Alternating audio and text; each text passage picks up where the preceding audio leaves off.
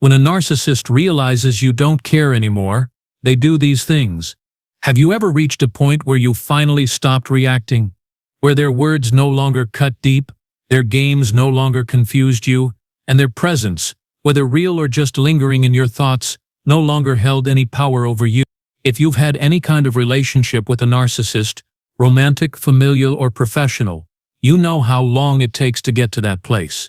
And when you finally do, something strange happens. They start acting differently. Suddenly they're trying harder, showing up more, or worse, they disappear only to reappear unexpectedly. Because here's the truth. Narcissists hate being ignored. They thrive on attention, validation, and control. So when someone who once gave them those things suddenly stops caring, it throws them into chaos. And what they do next can be shocking, manipulative, and even dangerous.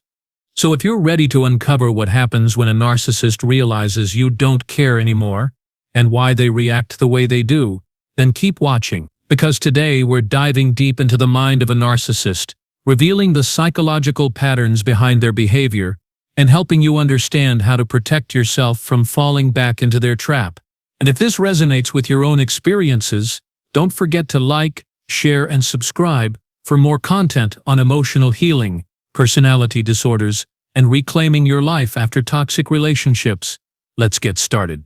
The moment a narcissist senses that you've emotionally detached is like a switch flipping in their mind. They feel the shift immediately, even if you haven't said a word. Because narcissists are hyper-attuned to the energy around them, especially when it comes to people who used to feed their ego. Suddenly, the usual reactions aren't there. You're not arguing back. You're not chasing explanations. You're not begging for closure or validation. And that silence, that indifference, it terrifies them. Why? Because to a narcissist, being ignored isn't just annoying, it's a direct threat to their identity. Their entire existence revolves around being seen, admired, and needed. Without that, they feel invisible, and invisibility feels like death to them. So what do they do when they realize you don't care anymore? They panic. And when a narcissist panics, they act out. First, they try to regain control through manipulation. This often starts subtly: text messages out of nowhere, social media posts designed to trigger jealousy or nostalgia, or mutual acquaintances dropping hints about how much the narcissist misses you. But make no mistake, these aren't signs of genuine remorse or longing. They're calculated attempts to pull you back into their orbit. They want to remind you that they still exist, that they still have power over you, that you're not as free as you think you are. And if that doesn't work, they escalate. They might show up uninvited, send cryptic messages, make false claims about your behavior to others, or even create drama by accusing you of things you didn't do. Anything to provoke a reaction, anything to break your silence. Because silence is the ultimate rejection, and narcissists cannot tolerate rejection. Next, they begin rewriting history in their minds, and sometimes in front of others. One of the most insidious tactics narcissists use when they lose control is rewriting the narrative. Suddenly, they weren't the ones who hurt you. You were the one who was unstable, dramatic, or too sensitive. You were the one who ruined everything. You were the one who never appreciated them. This isn't about honesty, it's about survival. Narcissists cannot accept responsibility for anything, especially failure. So instead of admitting that they lost someone because of their own behavior, they twist the story to make themselves the victim. And they'll tell this new version of events to anyone who will listen. Friends, family, new partners, anyone who might help reinforce their fragile ego. Because again, it's not about you, it's about them proving to themselves that they're still in control. Then, they compare you to their current sources of narcissistic supply. Narcissists live in a constant state of comparison. If they see someone giving more attention, admiration, or affection to someone else, they feel threatened. So, when you stop caring, they look to others to fill the void, but nothing quite matches what they had with you. Not because you were perfect, but because you once believed in them, once gave them your full attention, once played their game. And so they constantly measure new people against you, not out of love, but out of insecurity. Did you give them more validation than this person? Were you easier to manipulate? Did you challenge them more? These comparisons fuel their frustration and reinforce their belief that no one will ever be good enough for them, except maybe you. Ironically, that's why they often circle back to past victims. They may not admit it, but they remember how deeply they once controlled you, and they miss that feeling of dominance. Fifth, they obsess over how you view them. Narcissists crave admiration, but they also fear judgment. Deep down, they know that not everyone sees them the way they want to be seen, and if you were one of the few who truly understood their tactics, who called them out, questioned their behavior, or refused to play along, they haven't forgotten that either. They may tell themselves stories about how you were jealous, insecure, or emotionally unstable. But the truth is, they know you saw them for who they really were, and that terrifies them. Even now, years later, they wonder whether you still talk about them, whether you warn others about them, whether you've moved on, or worse, whether you've become stronger without them. Because nothing haunts a narcissist more than the thought that you've healed, grown, and found happiness without them. Sixth, they fantasize about getting revenge or making a comeback. Some narcissists will wait years before attempting to re-enter your life, whether it's through social media stalking, mutual acquaintances, or a carefully orchestrated chance encounter. They look for opportunities to remind you that they still exist. They want to prove that they're better off without you, that they've moved on even if they haven't, and that you were replaceable. It's not about love or reconciliation, it's about winning. It's about proving that they still matter to you, whether you admit it or not.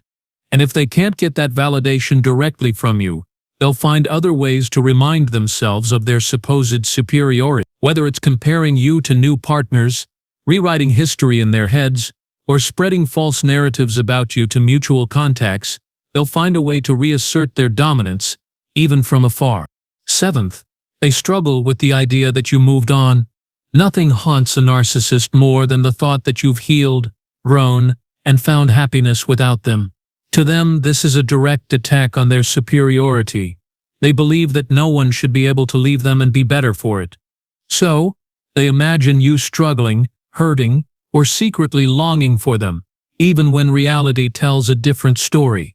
And if they hear otherwise, that you're thriving, building a new life, surrounded by people who genuinely care about you, it stings. It challenges their belief that they're irreplaceable, that you needed them, that you couldn't survive without them. And that's a blow they can't afford to take.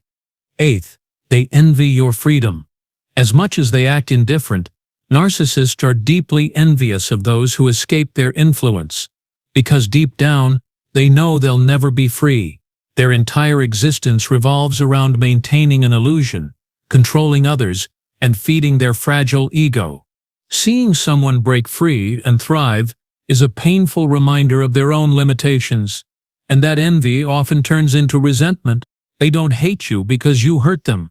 They hate you because you left them powerless, and that's something they'll never forgive. Ninth, they fear exposure. If you ever spoke out about them, whether to friends, family, or online, they carry that fear like a shadow. They worry that others will believe you, that people will stop falling for their charm, that their mask will finally slip. And nothing makes a narcissist more anxious than the possibility of being unmasked. So, they monitor your activity, they track your relationships, they spread rumors, they try to discredit you before you can expose them. Because once their image cracks, their whole world crumbles. 10th, they wonder if you'll return, not because they love you but because they hate losing. Narcissists rarely accept finality. They hold on to the hope, however slim, that one day you'll come crawling back, that you'll realize how much you needed them, that you'll validate their worth. And until that happens, they keep you tucked away in the corners of their mind, waiting for the right moment to strike again. So, if you've ever wondered whether a narcissist still thinks about you, wonder no more. The answer is yes, but not in the way you might hope. But here's the empowering part. Knowing this shouldn't scare you. It should free you. Because once you understand that their inability to forget you has nothing to do with love or longing, you begin to see the whole dynamic for what it is, a cycle of control, manipulation, and insecurity. And the more you understand that, the less power they have over you. One of the most important steps in healing from narcissistic abuse is recognizing that their obsession with you is not a compliment. It's not proof that they loved you or missed you. It's proof that they couldn't handle losing control. And that's not something to take personally. It's something to acknowledge, process, and ultimately release. Think about it. Would you want someone who only remembers you because they couldn't dominate you? Would you want to be the object of someone's obsessive, vengeful thoughts? Probably not. And that's okay, because you deserve to be remembered for the right reasons with love, respect, and genuine connection. The next time you catch yourself wondering if they still think about you, remind yourself that the answer doesn't change your value. You are not defined by their inability to let go. You are not responsible for their mental gymnastics or their emotional chaos. You are free, and that freedom is worth everything. Another key point to consider is that narcissists rarely change. No matter how much time passes, no matter how many people they hurt, or how many lives they ruin, they rarely seek real growth or accountability. Their worldview remains centered around their own needs, their own image, and their own fragile ego. And that's why, even now, they continue to ruminate on the people who challenged them, including you. This lack of change is both frustrating and illuminating. It's frustrating because it means they'll never apologize, never admit fault, and never truly understand the damage they caused. But it's illuminating because it shows you just how little their opinion of you matters. If they can't grow, can't reflect, can't evolve, then what they think of you is irrelevant. It's noise, static, a broken record playing the same tired song over and over again. And yet, many survivors struggle with this idea. They hold on to the hope that one day, the narcissist will see the light, will finally recognize the pain they caused, and will offer some form of closure. But here's the hard truth. That day almost never comes. Narcissists don't wake up one morning and decide to change unless forced by external consequences, legal, financial, or social.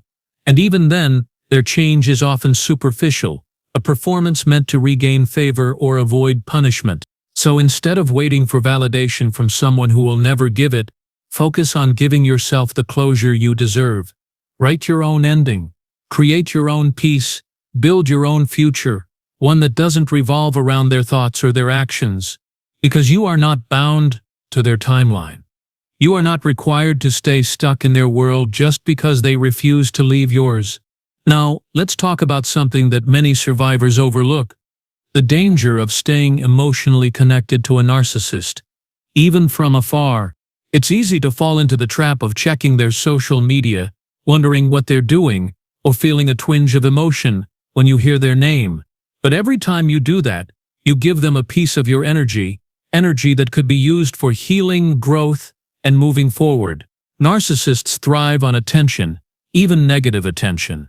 And if they sense that you're still watching, still reacting, still thinking about them, they'll find ways to pull you back in, whether through subtle provocations, manipulative messages, or even triangulation through mutual contacts. That's why going no contact is so crucial, not just physically, but emotionally and mentally as well. It's not just about cutting off communication, it's about removing them from your inner dialogue. It's about refusing to let their memory dictate your emotions or your choices. It's about building a life where they are nothing more than a footnote in your story, not the main character. And yes, it's hard, especially in the beginning. Let's be honest. Detoxing from a narcissist is like detoxing from a powerful drug. There are cravings, withdrawals, and moments of weakness. But every time you resist the urge to check in on them, every time you choose to focus on your own healing instead of their antics, you weaken their hold on you. You reclaim your power. You remind yourself that you are stronger than their manipulation, smarter than their games, and wiser than their lies. So if you're serious about breaking free, start by deleting their number, unfollowing them on social media, and reframing your thoughts whenever they pop into your head. Replace the old narrative with a new one. I am free. I am whole. I am not defined by what they think of me. Because the truth is, the only person whose opinion of you truly matters is you. Of course, none of this is to say that healing is easy. On the contrary, recovering from narcissistic abuse is one of the most challenging emotional journeys a person can go through. It's not just about letting go of the relationship, it's about rebuilding your trust in yourself, in others, and in the world around you. Many survivors struggle with self-doubt, anxiety, depression, and even PTSD-like symptoms after leaving a narcissistic relationship. That's because narcissists are master manipulators who use tactics like gaslighting, projection, blame shifting, and intermittent reinforcement to keep their victims confused and dependent. Over time, these tactics erode a person's sense of reality, making them question their own perceptions, memories, and decisions. That's why recovery requires more than just physical separation. It requires psychological reprogramming. It requires learning to trust yourself again. It requires recognizing that you were not the problem. It requires understanding that you were dealing with someone who lacked empathy, integrity, and emotional maturity. And perhaps most importantly, it requires compassion for yourself. So, if you're still healing, give yourself permission to feel whatever you're feeling. Give yourself permission to grieve, to rage, to cry, to laugh, to move forward at your own pace. Healing is not linear. It's messy, unpredictable, and deeply personal. But every step you take, no matter how small, is progress. And remember, you are not alone. Millions of people have walked this path before you, and millions more will follow. You are part of a community of survivors who understand what you've been through, who validate your pain, and who celebrate your strength. You are not broken. You are not weak. You are a warrior who has faced darkness and lived to tell the tale, and that makes you incredibly powerful. Finally, let's talk about what comes next. Once you've processed the truth that narcissists still think about you, but not in a healthy way, you can begin to shift your focus toward your own future. Recovery isn't just about surviving the past, it's about creating a life that reflects your values, your dreams, and your resilience. Surround yourself with people who see you, who appreciate you, and who encourage you to grow. Set goals that excite you. Rediscover parts of yourself that may have been buried under years of manipulation and emotional abuse. Travel, learn, laugh, love again on your terms. Most importantly, don't let the shadow of a narcissist continue to loom over your life. They may still think about you, but that doesn't mean you have to think about them. You have the power to choose where your energy goes, and every time you choose yourself over them, you strengthen your healing and reclaim your autonomy. In the end, the best revenge is living well, living freely, living unapologetically, because when you shine brighter than their darkness, you render them powerless, and that's the ultimate victory.